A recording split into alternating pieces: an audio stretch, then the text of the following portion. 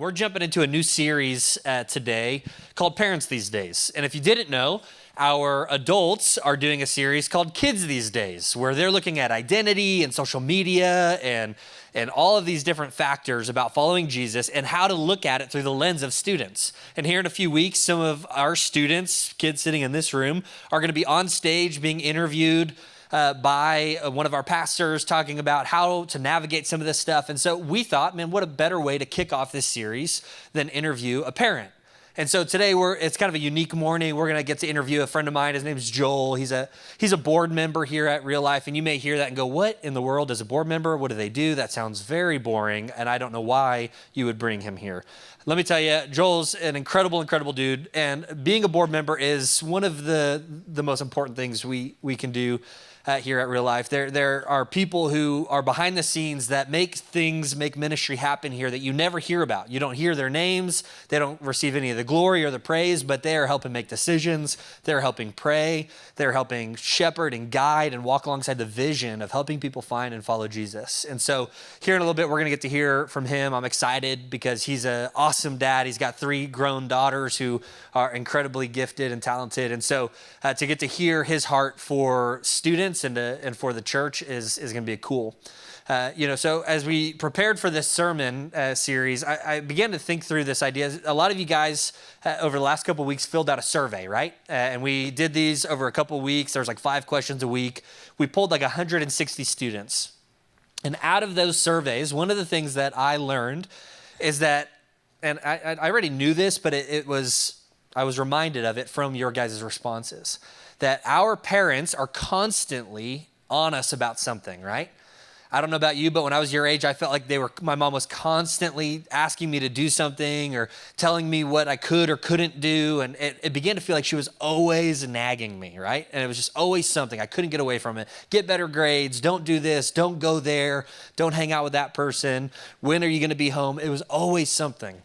And what I realized was it became an umbrella for everything my mom said to me.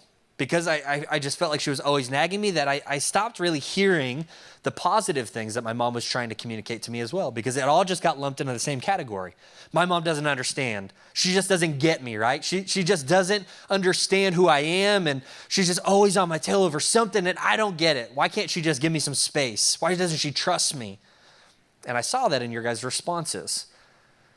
And so part of the hope of this series is that we would get to pull back the curtain a little bit and remind you guys that your parents, the adults in your lives, aren't out to get you.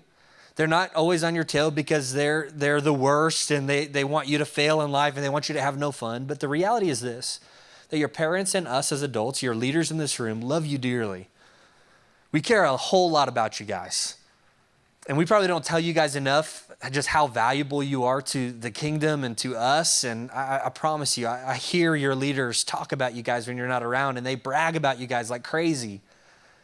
We're incredibly passionate. We believe that you guys aren't the future of the church, but you are the church right now. That you guys have the ability to make kingdom impact and ripples in the world, and that when you decide to go all in on your faith, the world can change. And we can watch God do incredible things with you guys. And so I'm excited because we're going to get to hear Joel talk about what it meant for him to be a parent. We're going to see some highs, some lows. And I've asked Joel to just share his heart. Like, hey, as a parent, what did this look like for you? And my hope is that you'll hear this in light of your parents and those who are in your life who are trusted adults that care for you and know that they love you more than you even realize. And so with that being said, will you help me in welcoming my good friend Joel up here? Yeah, give it up for Joel. Joel, welcome. Glad you're here. Just a whole day at church. You usually are behind the scenes. So thanks for being here. Not a problem. So we'll get started. Tell everybody a little bit about yourself. You have a wife, you have kids, you serve here at the church. What's that all look like? Well, okay, let's see here. So I have a wife, Geraldine. We've been married for 38 years. We have 3 daughters, all older than you guys, 35, 33, and 32. I'm a proud dad. Our daughters, my oldest daughter, she's a IT whatever, at CSUN, graduated from Cal State Northridge, and then we have a middle daughter, 33 years old, who graduated from Stanford, and she's a nurse at Kaiser in the neonatal department. And then we have a younger daughter, 31, Chelsea, who graduated from USC and then got her doctorate at USC, and she's a physical therapist. And I've been coming to this church for about 6 years. Okay. So been at Real Life for 6 years, 3 awesome grown daughters who are all like way smarter and like cooler than me. Well, put it this way. When they pay for my dinner, I knew I had made it. Yes. You're like, I did something right. Cool. Yeah, I knew we did something. You're like, do you want to get dinner again next week? That'd be great. Yeah. That's awesome. Well, hey, so tell us a little bit about like serving here at Real Life, because you're on the board. That entails a lot of different things, but you also serve in other capacities. What's that look like? Yeah, I think my main focus is I work with little small groups that I facilitate a starting point group and a rooted group, and my heart is for the individuals who come that don't quite know Jesus Christ.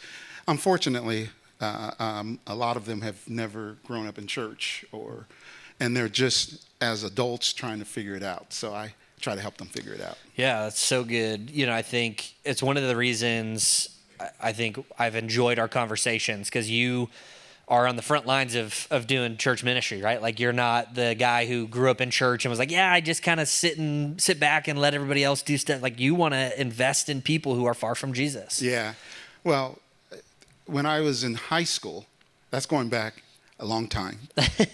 Yeah. Like 10 years. I think I'm the oldest person in this room, probably. But I can remember I played on the football team. Okay. And there was a fullback. He was named Salt, and I was named Pepper for obvious reasons. And he was the first person that I led to Christ my freshman year in high school. And I've never forgotten that experience. Yeah. And so that changed my life. I love it. Yeah. So, as we start talking about, parents these days, and I want to hear some of the, what would have been some of the greatest moments as a dad? Oh, it's easy. The greatest for us was our girls, knowing it wasn't even their physical birth, as exciting as that was. It was seeing our oldest daughter come to know Jesus Christ as her Savior. And she was 7 years old, and she didn't tell us. She was just on the stairways, and she had kind of gotten the 2 little ones to sit down, and then she was pointing at them saying, you got to know Jesus or you won't be in heaven with mom and dad and me. And so I don't want you to go to the bad place. So are you going to believe in Jesus right now? And we knew she was 7 years old. A determined 7-year-old. A determined 7-year-old, yes. And it never changed, did it? Yeah, and then watching the other 2, they were a little later. When they came to know Jesus Christ as their Savior, it actually relaxed. We were a little bit more relaxed as parents. We knew the biggest and strongest and most important thing had been done. Yeah. And we could see that. So we were really happy about that. That's awesome. Yeah. So we'll go to the other side of the spectrum. What's like your greatest parent fail? Ever lose a kid or? No, we never did lose a kid. You can go a lot of ways with that. But I almost lost a daughter, my oldest daughter, Casey, in our relationship. As a parent, I tried to do the best I could. Yeah. But obviously, I'm imperfect and didn't. And our oldest daughter really struggled with grades, and our 2 youngest ones were just brilliant in terms of their grades. And so I took it upon myself in middle school to tutor my daughter in math. It's a great time to challenge your daughter, middle school. And little did I know, what I was doing was crushing her, because I was so pushing that one day my wife opened a book and said, she had Post-it notes when I came home from work, and she said, you need to read this. And when I read it, I realized that's what I'm doing to my daughter. And if I keep going the way I'm going, I may not have a relationship with her in a year, and then I've lost her. So when you say lost, Yeah. that was real to me. So Yeah. I'll never forget it. I went up to her room and I apologized. I said, "Hey, Casey, I'm so sorry. I didn't know what I was doing." And I know people. I don't know how people react, but I cried. I cried in front of my daughter. I couldn't believe I was trying to do what was best for her, but I was doing what was worse for her, And in turn hurt her. and I was hurting her. Yeah. And so I apologized, and then basically asked her what did she want, what did she need, and I think I was telling you later, but I became one of her biggest cheerleaders. Is what I became, and she's a wonderful.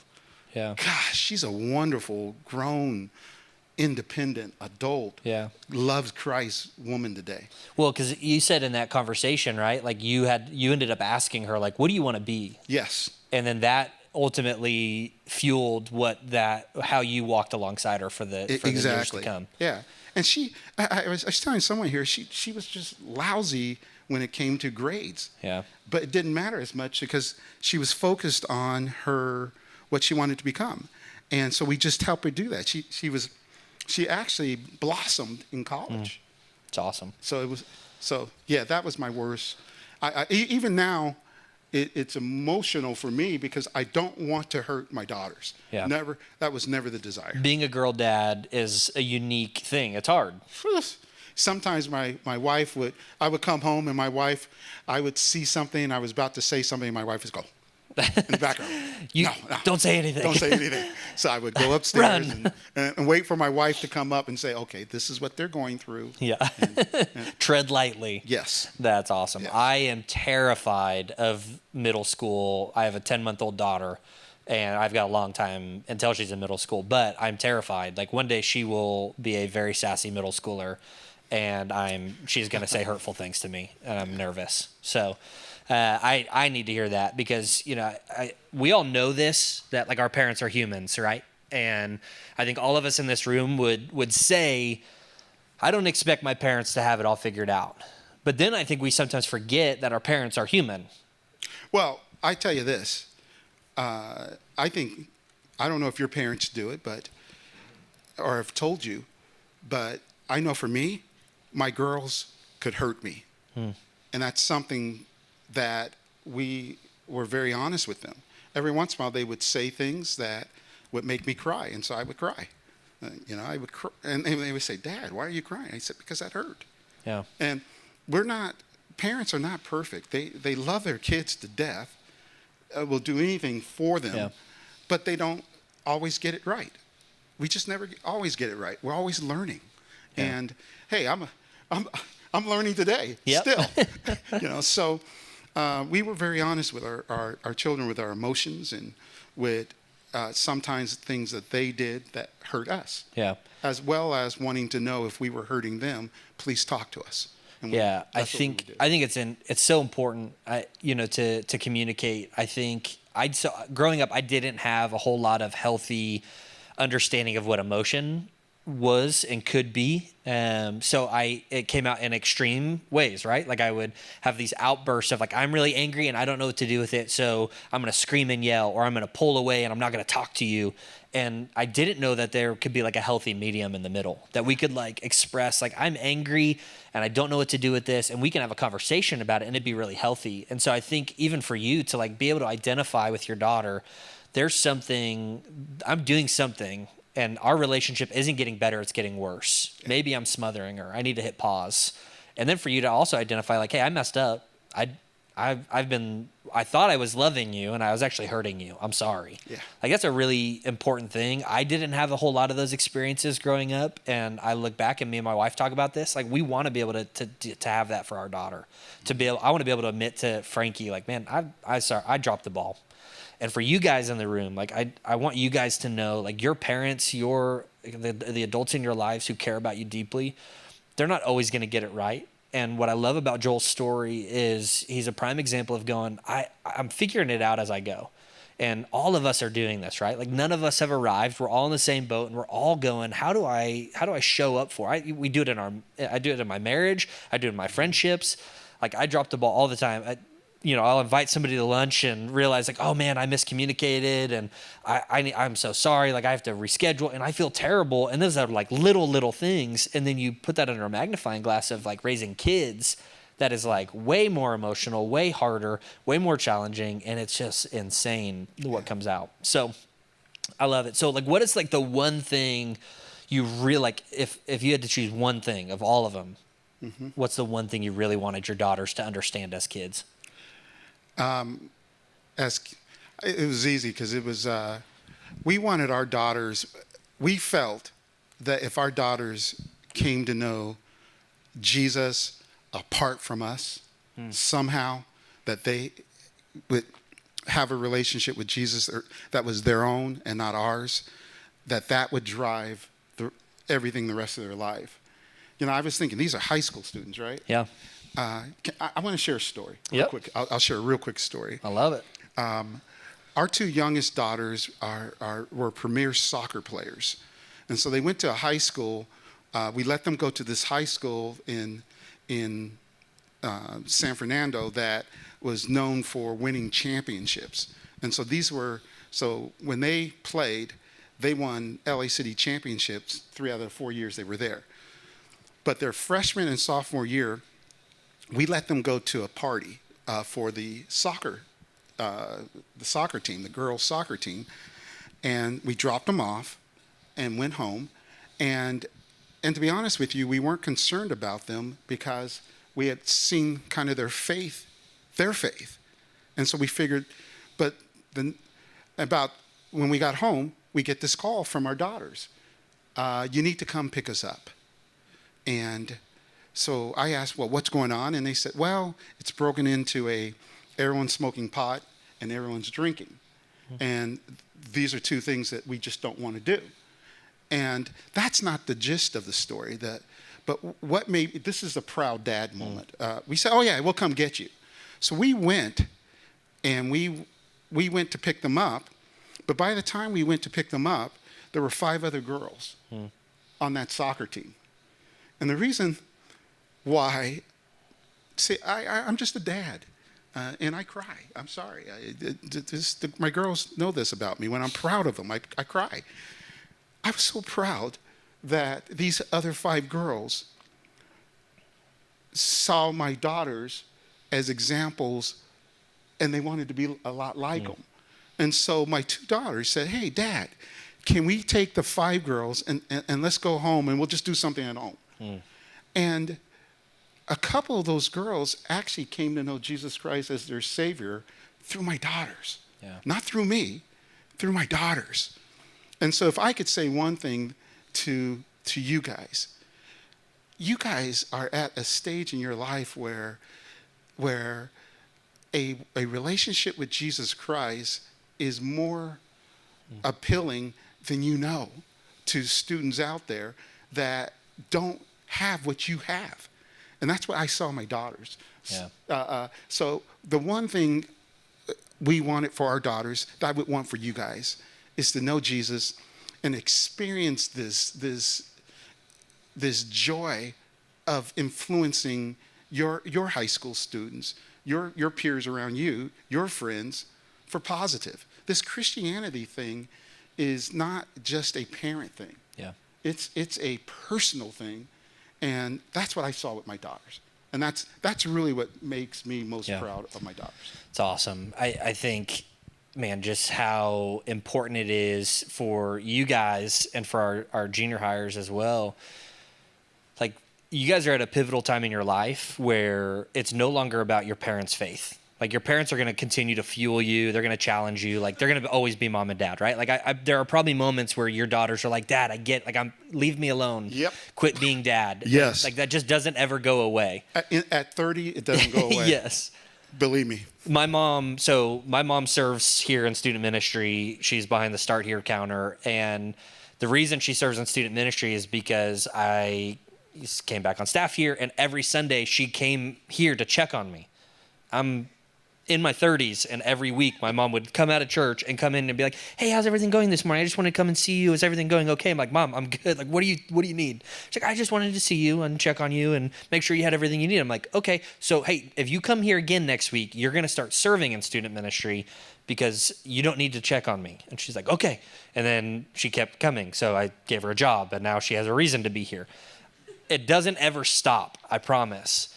But what I'm telling you is, you at some point have to make the decision on whether or not you're gonna go all in on what you believe about Jesus, on who Jesus says that you are. Like, you have to begin to take the reins. And so I love your story, and I love the way that you've challenged your daughters from a young age, because it wasn't, "Hey, here's what we believe, and here's why you should do this." It was asking them, "What do you believe? And how do we help walk alongside you as you navigate that?" And that's what this place is. Our hope is that Real Life can be a place where you can navigate that stuff, that you can come here, and this is a safe place that you would be able to explore, who is Jesus? What do I believe about the things that he claimed, and about the Bible, and what does the Bible say, and what do I have to do about that? Like, if you have questions, this is a great place to be. You don't have to have it all figured out, and we're so glad that you're here. So the last question I want to ask you, Joel, and I didn't ask you this one last time, but if you could go back and tell yourself one thing, like, what's the one lesson you wish you would have learned sooner as a parent? Wow. For me, Yeah. Which is different, to chill a little bit, to be honest with you. That's good. Really, because I was so into wanting what's best for my daughters that I think at times, in fact, I know at times I smothered them. Yeah. And the one thing I wish that they would have known is that through thick and thin, Daddy just loved you guys to death and would do anything for you. Yeah. But I should have chilled a little bit. Yeah. just to be honest with you. Laid off a little. Laid off a little. All right. Yeah. Well, hey, Joel, thank you so much for being here. You guys give it up for Joel.